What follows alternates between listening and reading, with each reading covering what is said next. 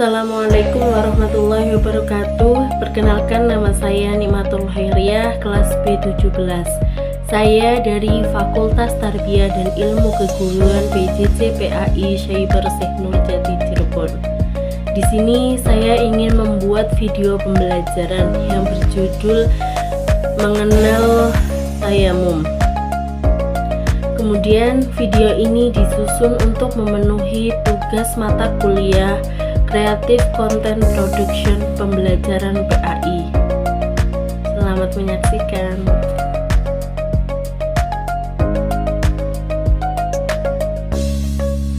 Assalamualaikum warahmatullahi wabarakatuh anak-anak. Selamat pagi.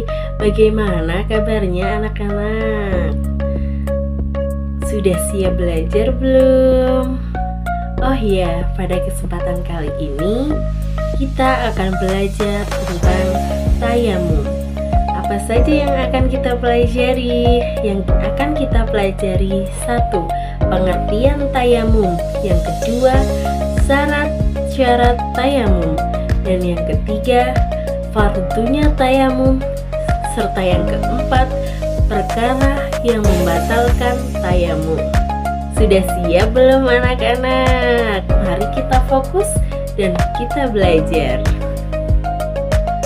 Baik anak-anak, siapa di sini yang sudah tahu apa itu tayamum? Ya, betul sekali.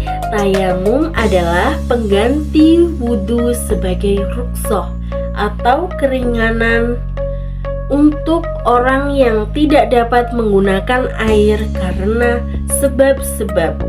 Apa saja sebab-sebabnya?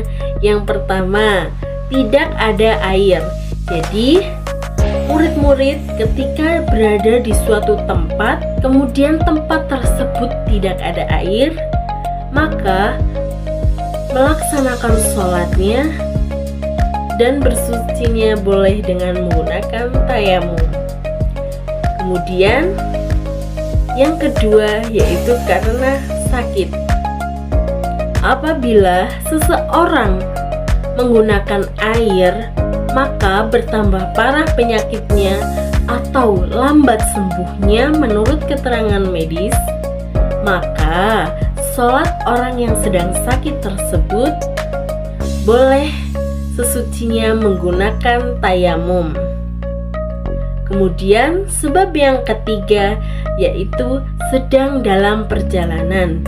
Jadi ketika murid-murid sedang melaksanakan perjalanan yang berjalannya itu sangat jauh, kemudian di perjalanan tersebut kendaraannya tidak berhenti-berhenti dalam waktu sholat, kemudian murid-murid boleh melaksanakan sholatnya dan bersucinya dengan menggunakan tayamum. Kemudian yang keempat yaitu airnya sedikit, namun air tersebut sangat dibutuhkan hewan muhtaram atau hewan yang haram dibunuh karena kehausan. Jadi ketika murid-murid menemukan ada air sedikit sekali, air itu sebenarnya cukup untuk melaksanakan wudhu. Akan tetapi di sisi lain ada hewan tersebut sangatlah kehausan sehingga minuman tersebut dikasihkan ke hewan tersebut, maka murid-murid boleh menggunakan tayamum sebagai sesuci atau pengganti wudhu.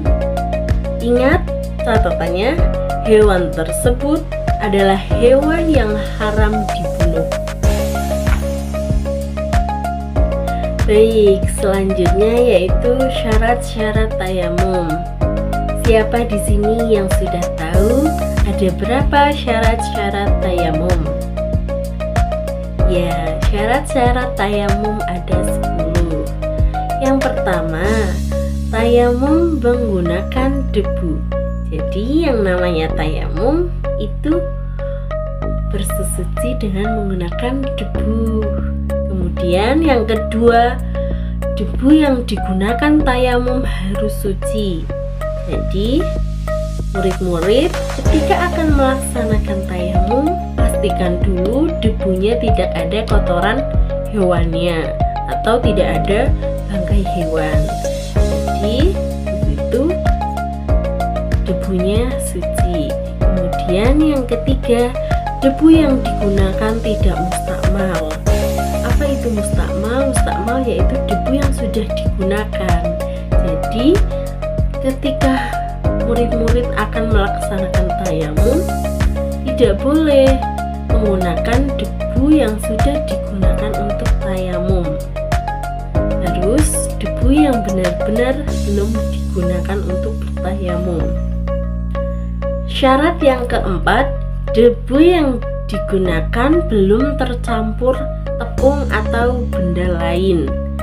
Jadi ketika murid-murid akan melaksanakan tayamum, pastikan dulu debu tersebut ada campuran tepung atau benda lain seperti bedak tabur atau tidak. Jika ada campuran tepung atau benda lainnya, maka di situ tidak bisa untuk bertayamum, maka harus mencari debu lain. Kemudian syarat yang kelima yaitu mengusap muka dan tangan sampai ke siku. Kemudian yang keenam yaitu niti-niti arah kiblat. Dan yang ketujuh yaitu tayamum hanya untuk 1 kali sholat fardu. Jadi ketika murid-murid melaksanakan tayamum itu hanya digunakan untuk 1 kali sholat fardu, tidak bisa untuk melaksanakan 2 sholat fardu. Jadi ketika akan melaksanakan sholat berikutnya, maka murid-murid harus bertayamum lagi. Kemudian syarat yang kedelapan yaitu melaksanakan tayamum setelah masuk waktu sholat. Jadi contoh, ketika murid-murid akan melaksanakan tayamum untuk sholat fardu duhur, berarti murid-murid melaksanakan tayamumnya nanti ketika sudah masuk waktu sholat zuhur.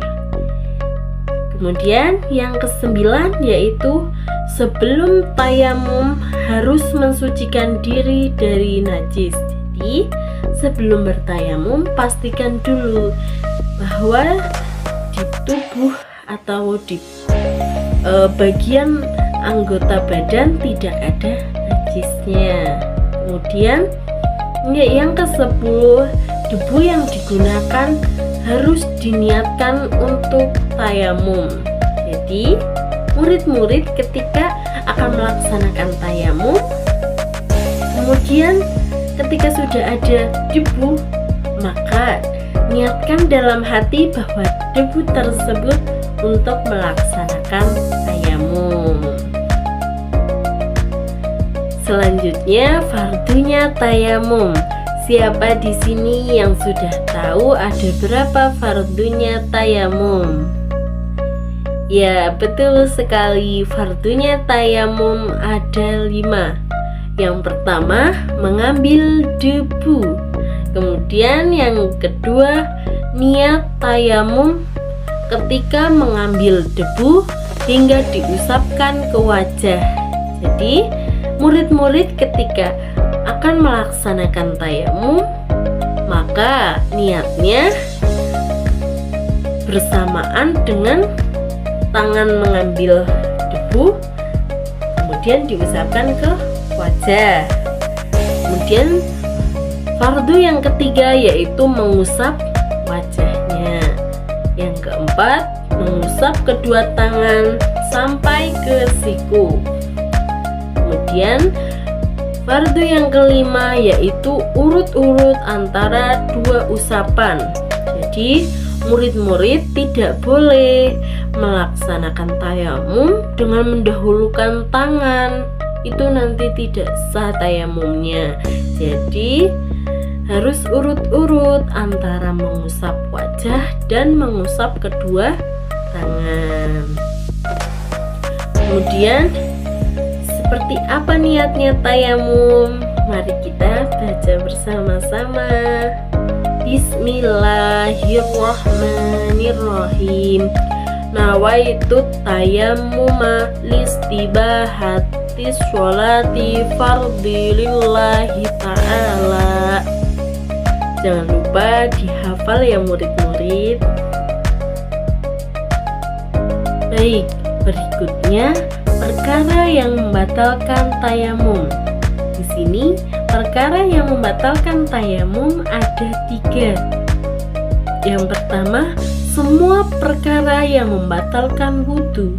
Jadi semua perkara yang membatalkan wudhu otomatis juga membatalkan tayamum. Contoh seperti kentut, buang air kecil, buang air besar, itu juga membatalkan wudhu, secara otomatis juga membatalkan tayamum. Kemudian yang kedua yaitu melihat air atau nyana bahwa akan ada air sebelum melaksanakan sholat. Jadi ketika kita melaksanakan tayamum disebabkan karena tidak ada air, kemudian sebelum melaksanakan sholat tiba-tiba air turun hujan, maka di situ tayamum kita batal. Kemudian bagaimana melaksanakan sholatnya? Kita melaksanakan sholatnya dengan mengambil air wudhu. Kemudian di sini ada catatan. Akan tetapi ketika kita melihat airnya dalam keadaan menjadi musafir, maka tayamum tersebut tidak batal. Dalam artian boleh melaksanakan sholatnya dengan tayamum tersebut. Kemudian jika yang melihat airnya itu seorang mukimin atau seseorang yang tidak dalam perjalanan, maka tayamum tersebut batal, yaitu sholatnya harus menggunakan air. Jadi harus wudhu dulu sebelum sholat karena tayamumnya itu sudah batal. Kemudian perkara yang membatalkan tayamum yang terakhir yaitu murtad. Jadi ketika melaksanakan tayamum kemudian dia sebenarnya akan sholat tapi dia justru malah murtad. Jadi secara otomatis tayamumnya batal. Bagaimana? Sudah paham belum anak-anak? Sekian video pembelajaran saya. Kurang lebihnya mohon maaf. Jika banyak salah dalam penyampaiannya, mohon dimaafkan. Terima kasih sudah menyaksikan. Wabillahi taufiq wal hidayah. Wassalamualaikum warahmatullahi wabarakatuh.